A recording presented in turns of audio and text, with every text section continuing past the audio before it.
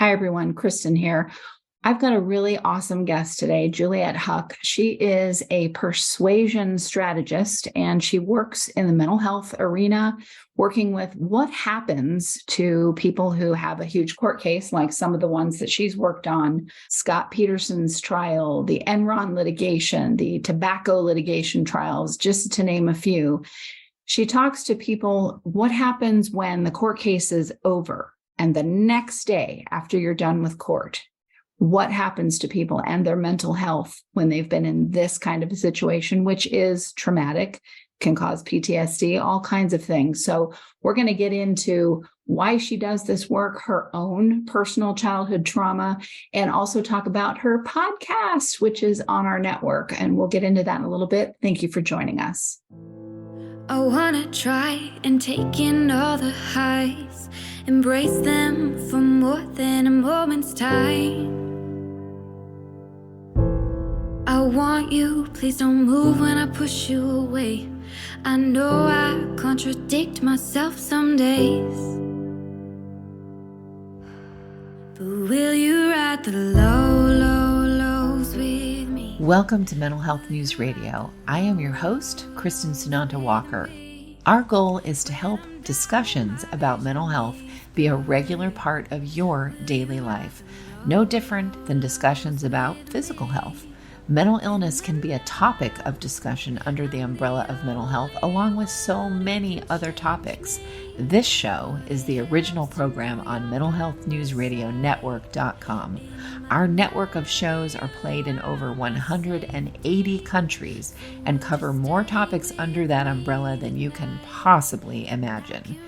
We were talking about mental health long before it became cool and popular to talk about, and thank goodness it has become so popular. We have incredible guests, advocates, patients, experts, people. Thank you for tuning in and enjoy our intro music, a song named Lows, written by Aubrey Toon. You can find her music at www.aubreytoone.com. That night when I started praying, I cried, will you ride the lows with me? Will you ride the lows with me?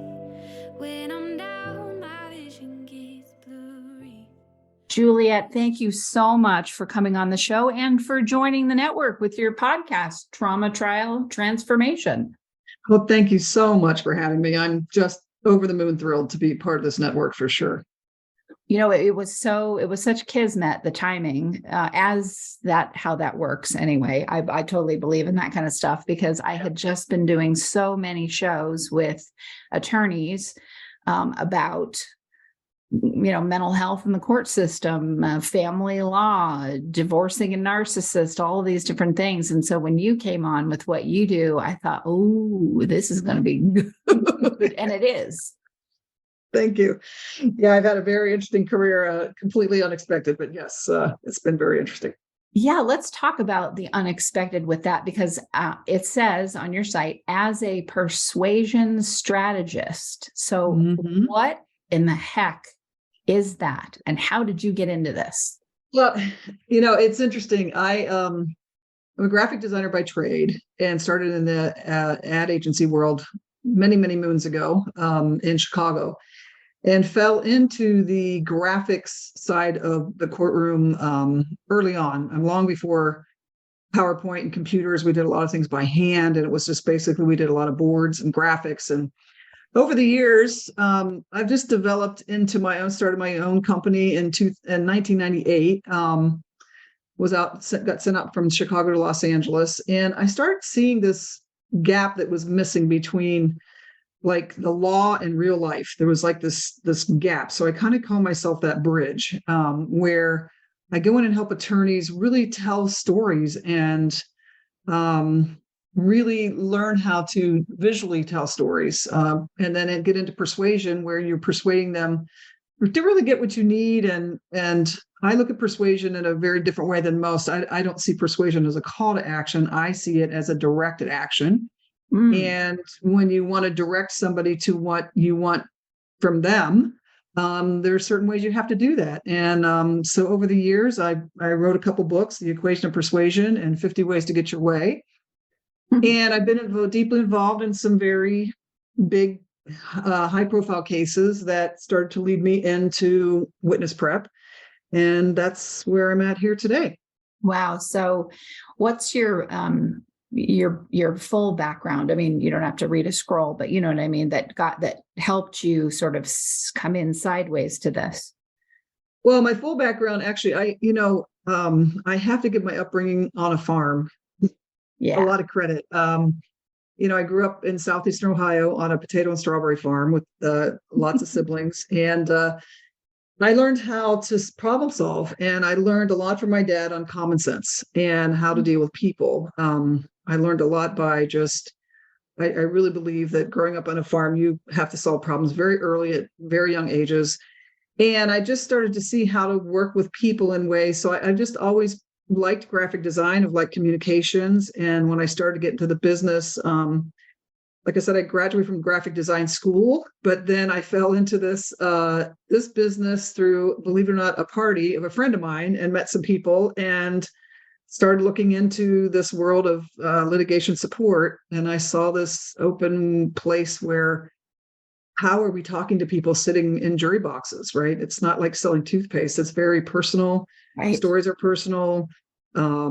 Experiences of jurors are very personal. Witnesses' stories are very personal. And so how do we help people get through that process? And so over the years, my career has just oddly transitioned into a place from not just the design and the graphics, but really about storytelling, common sense values, how we connect with people, and persuading them that, our story is correct.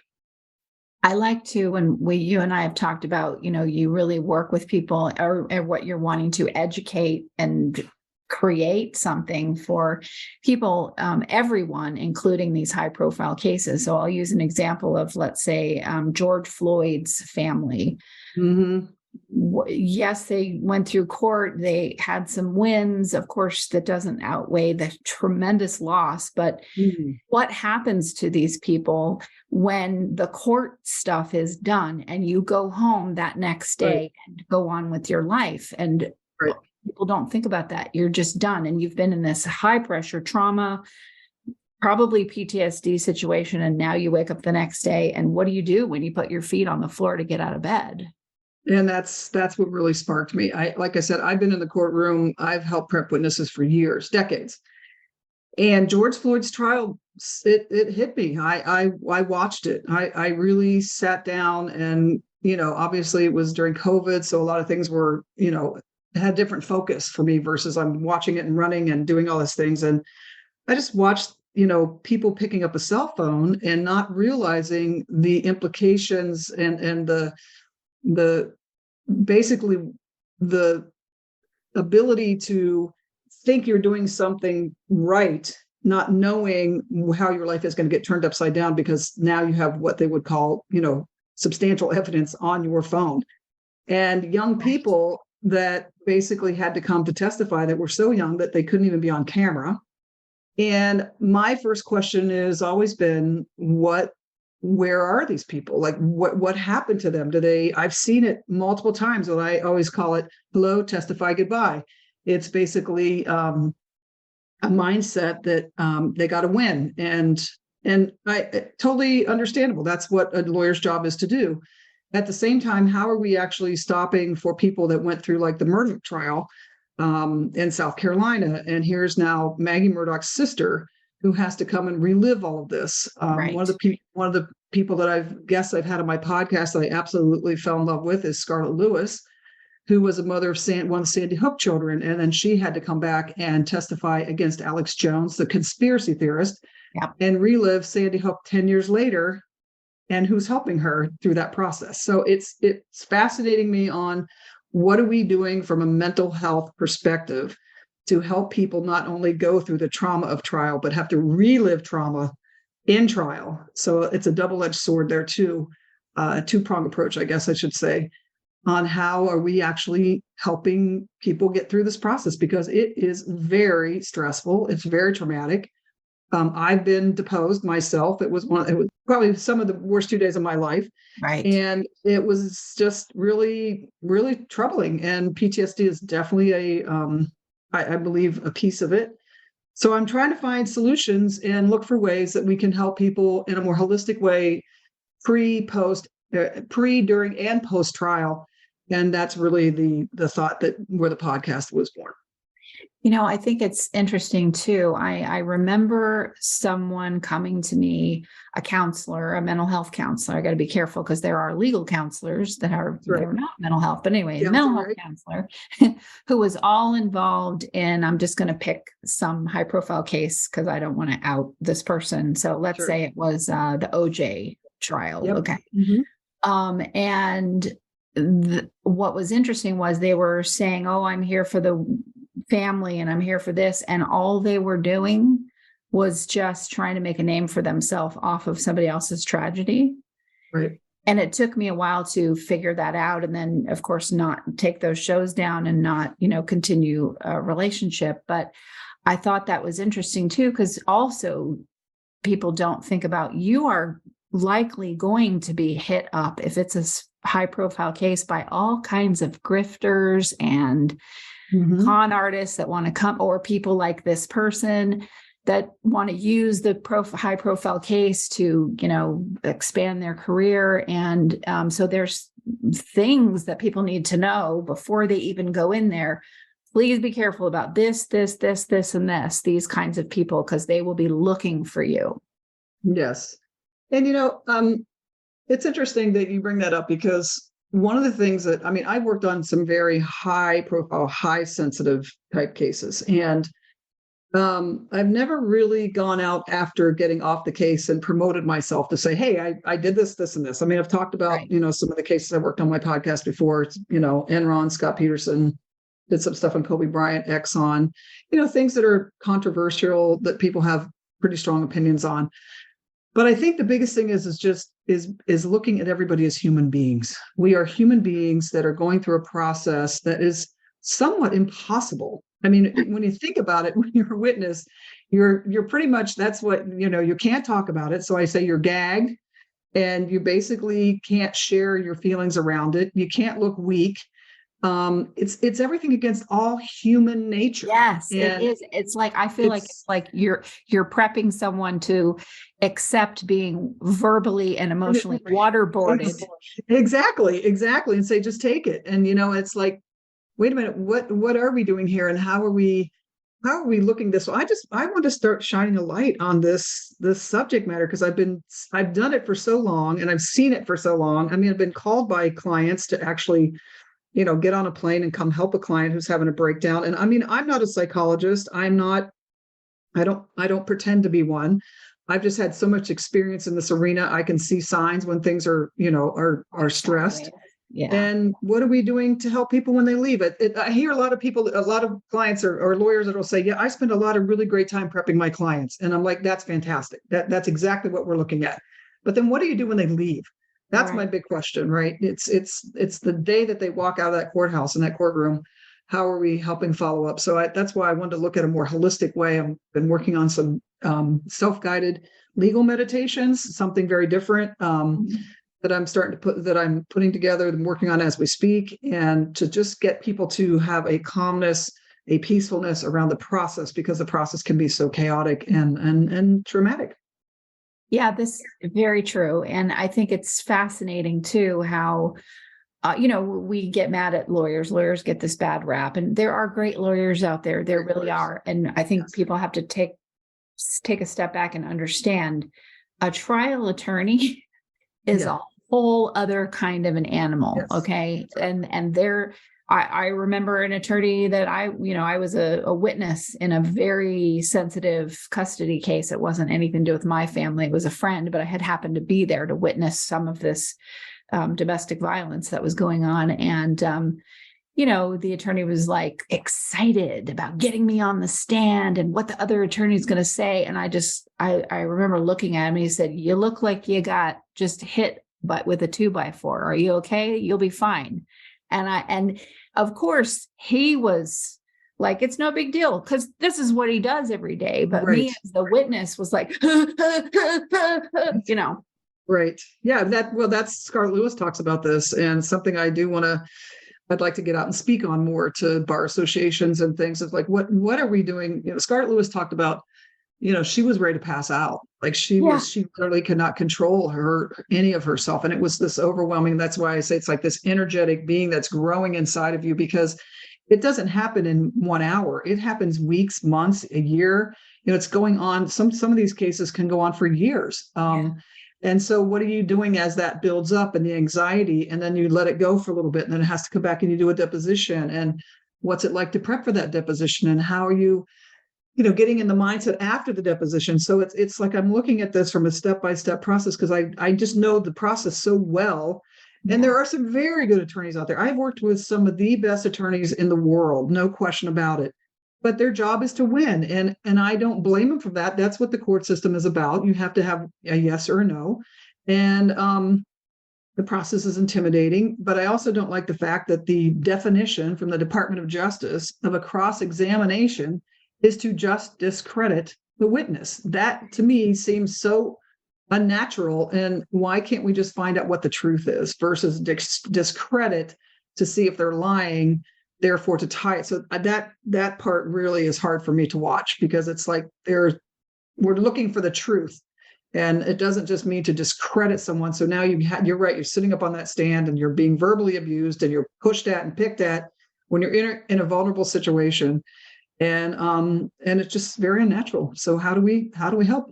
Right. And there are certain situations where, like, I had to make a decision. Okay, I am not going to, how do I say this and not give anything personal for somebody else?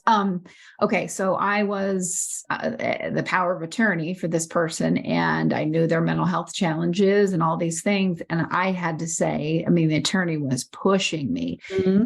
Get them prepped. This is what we got to do. And I said, you know what? We're not going to do it. We're not going to put them on the stand, because they will fall apart, and they'll have to go to a residential treatment center after, and they've already been through so much. So I had to really weigh the win against, how does this person live every day after they go through this? Right. And the answer for that situation was, we don't do it. Right. And not only that, the ripple effect, when I've worked on some of these cases, some of the sweetest people that I have met are parents and siblings, and, and they're pulled into something, or I've got, even friends that have gone through business litigation, and their reputations on the line, and their family and their kids going to college and their college funds. And, it hits in so many different waves, that I always call it a thumbprint. Every single person's different that comes to that stand and sits on that stand. Everybody has a different experience in their life and how it's going to affect them. And if you have to, not only you go through trauma, like some of those kids had to watch, George Floyd die in front of them. How are we helping them to,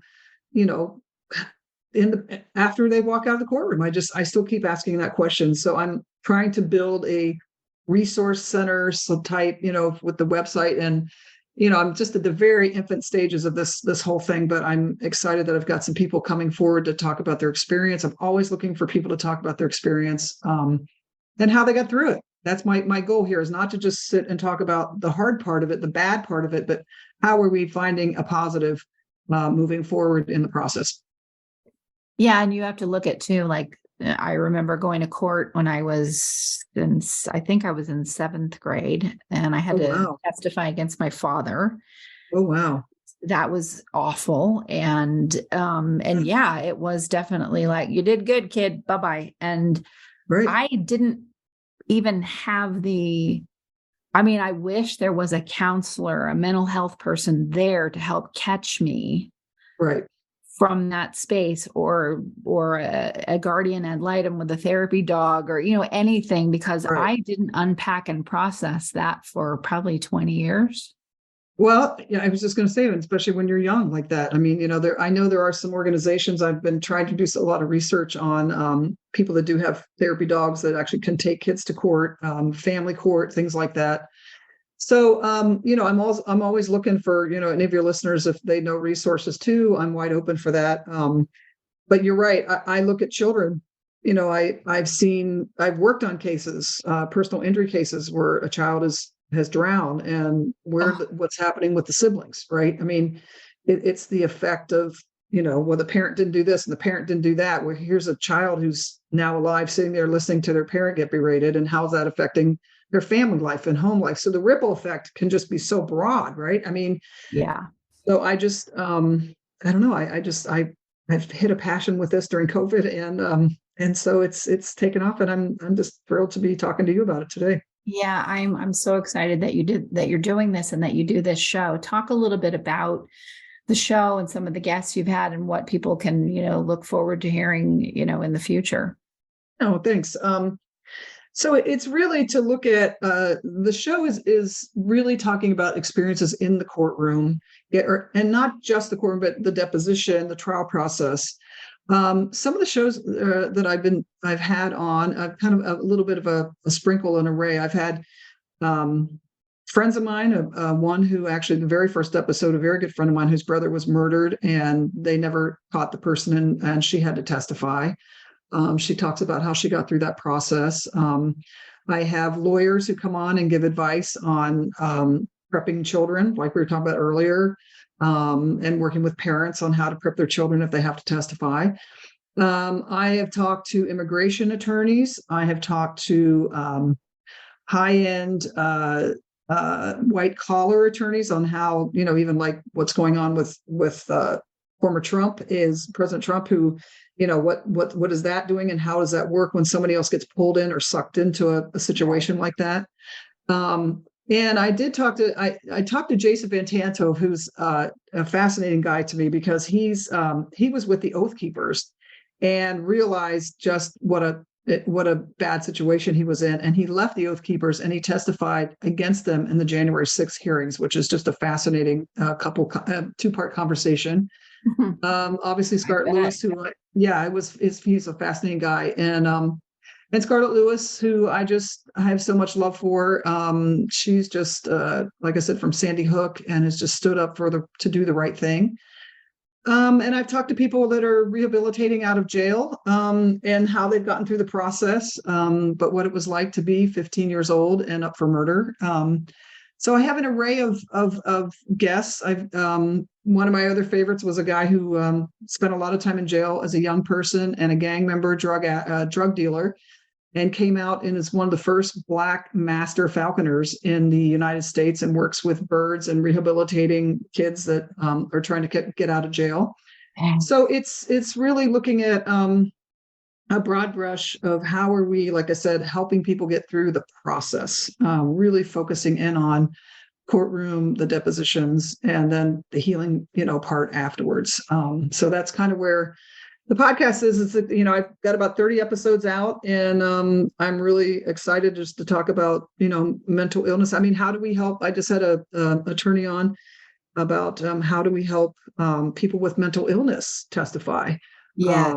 Dementia, so I'm hoping this to be a resource for people that if they, like I said, if they have to go to trial, that they can come here, hopefully eventually download some meditations to walk them through the process, get some resources. I've got actually Change Your Algorithm, which is a free online mental health group. Talked with Joel on that situation, that he's got an organization set up. So I think there's something here for everyone that really needs to look at the process in a broad way, but yet if you really need to go to trial, it's a place you can come and get some information from a variety of different resources, for sure. I love it. And I think what's so fascinating is people don't take into account, because they haven't been through it, but you can absolutely feel like you are someone who has yourself completely under control. Mm-hmm. Your body functions, everything completely under control. And then you're put in this, it's not, you can't even, calling it stressful is like saying it's a marshmallow. It's so it's a cocktail shaker. Yeah. And Yeah, I mean, I remember seeing stars and I was going to faint, and then I was going to evacuate my bowels at one point. I mean, I'm in 7th grade, I just was Right. so, and I'm like, oh my God. And I got a young, and I was a kid that grew up with mega trauma. So it wasn't like I hadn't danced through and danced away from pretty horrible people quite successfully. But when you're up there on the stand or you're getting ready to go up there, you can just, sorry, everyone about the bowels comment, but that actually does happen to people. It happens. It happens. Yeah, it happens. And it's really, like I said, it's so opposite of how we are naturally, Yeah. how we naturally function. And communicate. Communicate, function, feel. You're not supposed to feel this, although your body's just feeling it. You can't help it. You're supposed to hold it in. Right. That's the hardest part. And if you even look confused and you're an elderly person, then it immediately goes to, oh, Right. let's just wipe all this testimony out because they have dementia or whatever, or they are hysterical. But now we have a diagnosis from this psychiatrist forensic psychiatrist that's been brought in for this case, and they've diagnosed me with PTSD. So I'm not reliable now because of mental illness. There's so much stigma around that. And it's like, well, first of all, this whole experience is making me have a mental illness. Right. Right. So, well, it is because it's, I mean, like I said, I've been deposed, and I really went through a horrible, couple weeks because you just feel so bad about yourself. You feel so bad. And instead of people building you up, it's tearing you down. And then you look at everything that's wrong with you. And if a person is already in that mindset, which, I've gone through my own trauma and worked for years on how to build myself up. And then one person takes that one Jenga, block out of your stack, and you're like, oh my gosh, I'm going to crumble. And so how do we keep that support system going? Like I said, because it's a thumbprint for everybody and what they've gone through. So it's, you're right. It's a very interesting scenario and environment. And I know there's, like I said, I always say there's great lawyers who really do care, but the environment itself doesn't lend them to put together why don't we have a meditation space or a quiet space in a courthouse? That's one of my goals. It's like, why can't you, right before you go in? So that's why I'm working on some meditations, like a 5-minute break meditation. You can just listen and just gather yourself instead of being at the courthouse with chaos and frustration and everybody around you and the pressure. And, can we just take a breath, and so I don't know, I might have a little bit of a pipe dream, but I'm seeing what happens, with it. It was a pipe dream for me to even do this network. Everybody told me, well, not everybody. My mom didn't. Everybody else told me, don't call it anything to do with mental health. It'll tank. I mean, that's just what that was at the time. And then look at what happened, and look at so many other things far greater than my network, like the things I see in the field of autism. Now we have sensory rooms, and we have all, all these things that people said, oh, this is a pipe dream, it'll never happen. And look, we actually have it. So it just takes one person like you saying, no, I'm going to do this. Yeah. And try it. This is not an issue that is brought up a lot. I mean, it's brought up some. There are mental health courts, which I've learned over talking to people. There are, juvenile courts, obviously, but that doesn't still mean it's not a court. It still means it's, you're still under pressure. You're still under testifying. And so there's got to be some tools and things that I'm hoping to put together here that can allow someone to at least get through the process as best they can. That's for sure.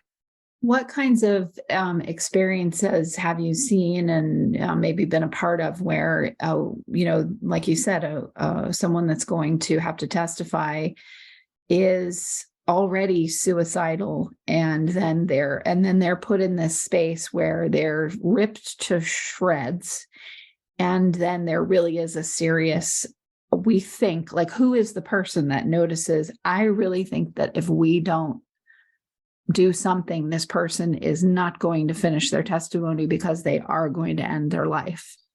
Well, I myself personally, I don't think that's why I'm raising this flag. I'm not sure there is somebody to see that. I mean, I've seen it in places, not necessarily to the point of like killing yourself, but I've seen where I can tell you one story where I had a client who was from Beijing testifying in Las Vegas, and the case is it's in public, and I'm hoping to have him on the podcast. And his case was going for like 15 years. And it was against the Sands in Las Vegas. And so he was coming from out of the country into the country. And the Chinese government was not happy that he was even doing this. So he then had more pressure on top of him, right? Because of government. And Right. I could just see him melting. And that's when they called me to come over and help him to say, look, and I just sat down with him. I said, look, how did you get this law firm to take this case? Talk to me about your story. And once you get people to really start talking about their stories, that's why my tagline is that we actually, when we share our story, we heal when we share our stories. Because to me, that's what most people, when they're hiding and they're holding on and they're doing things. But if you can sit down, and he sat down and opened up his entire story to me. Mm-hmm. And then I went to my clients and my lawyers who I have very good relationships with. And I said, this is how he's feeling. And, sometimes it's not that lawyers don't want to, they just don't quite think about that. That's not really how they're wired, to be emotional and to really sit down and get feelings out of somebody. That's not quite their job. Right. And so I think that's where, this side of getting help, is why I'm putting up the flag to say, hey, what are we doing? What can we do? I'm open to suggestions. Let's just get the word out and start talking about it, because I do see where, again, somebody stepping off that stand, and then they're like, okay, here's lunch, here's your ham sandwich, next witness. And right. I've sat there many times and just been like, oh my gosh, that person just like totally told their whole story, their entire life, all their trauma.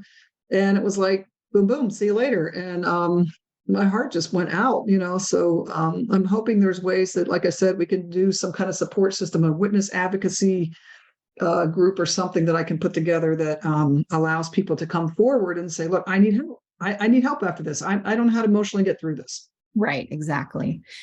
And I thought it was really interesting too, in speaking with family law attorneys, because then we're getting into divorce, we're getting into domestic violence, we're getting into children involved, all that stuff, which it's not like that stuff isn't a part of other cases, but family law attorneys probably see some of the worst experiences. And there was one attorney that was talking about, having that the other side's witness, or the person that was, being sued, was so good at manipulating. He had everybody in that courtroom, from the clerk to the policeman to the judge, completely snowed. And she was like, how am I can't call him. He's so good. How do I get him to show who he really is in this? And she had to be kind of mean to her client. And she, of course, warned and everything. Listen, I'm going to really, because I want to bring this out. And she did it. She did it. And even she said, even the judge, couldn't not look shocked when he saw, oh, yeah, this is it. That's the hardest part too. Because you go back to white collar, you get a lot of people that have ego that have to go on that stand. But to me, and this is my own personal healing journey, and just to kind of throw out there, I do a lot of meditation. I'm a breathwork practitioner on the side here and there. And I can tell when I walk in the room who is hiding the most. I don't know what they're hiding, but they're usually, the loudest one. I always say the loudest one is the most insecure. So the one that's always, like you said, kind of really good. That's because they have something so deep. They're either pained, or they have they have trauma in their life somewhere. They're not going to let it surface, so they're going to cover it. And so they are good like that, where a good lawyer has to kind of poke at that. And that's always very difficult to do, because you have to get these 12 people or this judge to believe you. And that is a whole, like I said, I'm not a psychologist. That's another whole psychology of how you do that. But yet that's a tough spot to be in, because love your client and you want the best for them. But in order, if you get the best for them out of this trial, it's going to be painful. And that's a tough spot to be in. Yeah, it really is. And I can see why attorneys at the end of it are like, okay, we're done. Yeah. They got to go. They got to stay in that mode. Yes, they have to compartmentalize that in order to, because I've been in that situation where, you do have to just put your head down. And I've many times have gone to my hotel room and had to cry. It's hard. It's hard to watch. It's hard to be part of. I've looked at it multiple ways and said, okay, what good can I do out of everything I've learned here? And that's where, my own personal healing journey and seeing this side of it is important. I really think that there's a positive coming out of all this kind of negative energy and negative environment that I think we can try and find a positive way to make trial a little less traumatic. And that's my goal. If I can have a big goal, that's my biggest goal. So I have a question for you, because I'm curious about this. So you get called up for jury duty and you go in and you are the lucky or unlucky, however somebody looks at it, or a mixture of both, and you get picked to be on one of these cases. Mm-hmm. When it's all done, whatever the outcome is, does a warm, caring, yet strong, well-boundaried mental health counselor take each of those jurors and start counseling them as they leave to go home? No. Exactly. There's my point. Let's just look at jurors. They have to, here's the Murdoch trial. I go back to the Murdoch trial where, they had to look, and you talk about, what we see is 75 to 80% will be in your memory. Not what we hear, what we see. That's a statistic I lecture about a lot. So when you put photographs up that are super gruesome, and I'm talking about those photographs from that Murdoch trial, and you put them in front of jurors, they will never forget that. Yeah. So what are we doing to help that? What are we doing? Because guess what? They have to be in that seat. They have no choice. It's based on the judge. You get a juror summons. Mm-hmm. By law, you have to show up. By law, you have to tell them if you can try and get out of it. People want to try, if you can get out of it or not. But by law, you have to sit and take it. And that has always been so fascinating to me, is that I'm not saying that I don't think people don't care about it, but what kind of system do we have that is helping someone who has to sit and look at gruesome murder pictures I've had a hard time looking at medical stuff. I'm not the biggest medical person. So for me, just to look at eye surgery was like, okay, wait a minute. This is traumatic to me, because it was like something I wasn't used to seeing doing my job. Right. So it's a great point, Kristin. Kristin, you really bring up a good point, where what are we also doing for jurors that have to go through, that are sitting, let's say they're just sitting in that box by law and mandated to be there, and they're on a trial for a gang. The entire family walks in. What is happening here? Do they feel threatened? Do they feel, I've seen that happen before. So it's so multifaceted. It's why I just wanted to start putting a light somewhere on how do we help people get through this process. Yeah, I would say, okay, and here we're going to take you now. Thank you for your service. Thank you for performing your civic duty. And now we're going to walk you over to the EMDR room. Right. And the EMDR, there's meditation, chiropractic. ARS, it's like spirituality. It's like, what do you need? I would just say, here is the smorgasbord. What do you need to get through this? And I'm hoping that's why the podcast will at least put the smorgasbord out there of, services and people that we can actually, give stuff to, but to talk about first what their experience was, so we can learn from other people's stories. That's what I'm trying to get to, is if somebody has the courage to come and tell their story, like my friend Pam, is the first podcast, the very first episode. And I can tell people have already said to me, it's like, wow, I know somebody went through something like that, but I had no idea what it took, or the courage that it took to go up on that stand. It's like, you don't know until you're there. right? Yep. But if you hear somebody else's story and you can link to it, now you can relate to it. That's always my equation of persuasion, is that when you can relate to something, you start to become persuaded, because now you're connected. Yeah. And you can be persuaded that you can get through this. You can absolutely get through this if you can find the right help, the right people, the right support system. Absolutely. Well, I don't know how I got so lucky that you showed up at the time that you did. So sweet. But I'm so proud of having this show here. There's no one on the network that does what you do, and yet everyone on the network can benefit from knowing what you do and knowing how you do it and what your mission is. So it was a no-brainer, for me to have this. I mean, anything unique that's going to reach a population in mental health that is being not just underserved, like being not served at all. Not identified at all, for sure.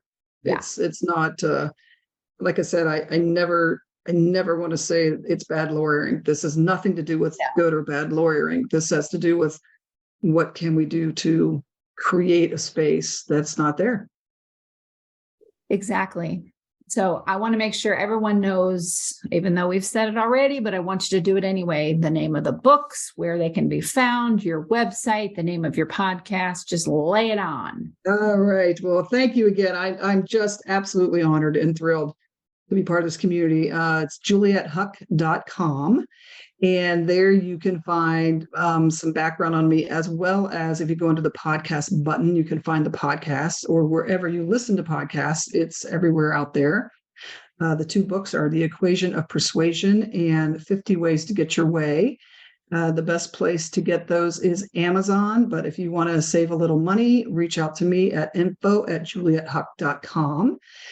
And I'm on LinkedIn under Juliet Huck, and I'm also under Trauma Trial Transformation Instagram. And that's pretty much all my statistics. But I'm just, again, Kristin, so grateful to be part of this community. I'm finding so many positive souls and loving people, because, courtrooms and things can be pretty heavy duty. So there's a light here with a lot of angels, and I hope that we can reach a lot of people. Absolutely. I want to end this with just one little very quick story that you haven't heard. Listeners probably have. But we went to family court because at 38, I asked my stepfather to legally adopt me.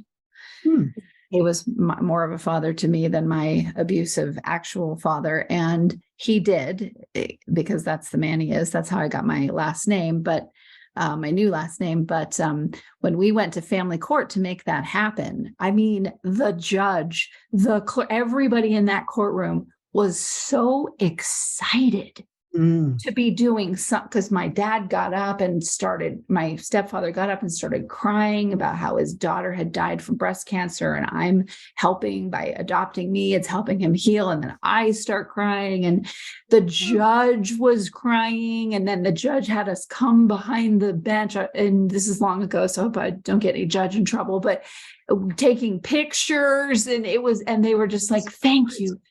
Thank you. Oh, you have no idea what we hear and see every day. It was like they were a dried out sponge, and we were a ton of water, Oh, that's fantastic. Because, I'm glad to hear that story, because, there are good outcomes. There are good outcomes in adoptions and immigration and things that we can better in life. The hard part about fight is that most of the time someone loses and someone wins. And in your situation, it sounds like everybody won. So congratulations for that judge to make that such a great experience. That's what we need more of.